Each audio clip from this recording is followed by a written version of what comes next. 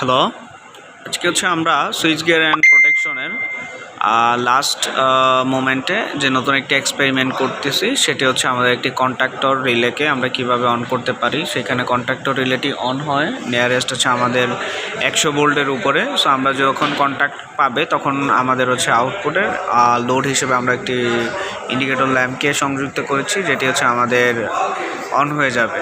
So আমরা increase করতেছি। এটা হচ্ছে আমাদের ডিসি ভোল্টে অপারেটেড হয়, ডিসি 220 ভোল্টে অপারেটেড হচ্ছে।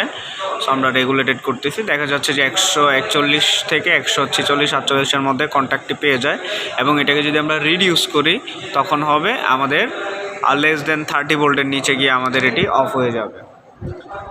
আর আমরা যখন সিগন্যাল ল্যাম্প হিসেবে এখানে ইউজ করতাম তখন লেস দেন 30 ভোল্টের নিচে গিয়ে আমরা যখন বাইরে থেকে সুইচকে প্রেস করতাম তখন এটি অফ হয়ে যেত।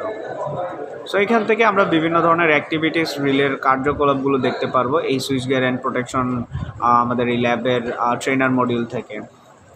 সো আমরা একটু তাড়াতাড়ি রিডিউস করে আমরা এইখানে জাস্ট ভোল্টেজটা যে অন হচ্ছে, গেটকে সুইচিং করতেছে এবং আউটপুটের কন্ট্যাক্টগুলো যে কাজ করতেছে, এগুলো আমরা এই ট্রেনিং মডিউলের এজেন্ডা থেকে লার্নিং আউটকাম নিতে পারবো। তো ওকে, লেস দেন 30 ভোল্ট নিচে চলে গিয়ে আমাদের কন্ট্যাক্টটি ছেড়ে দিয়েছে।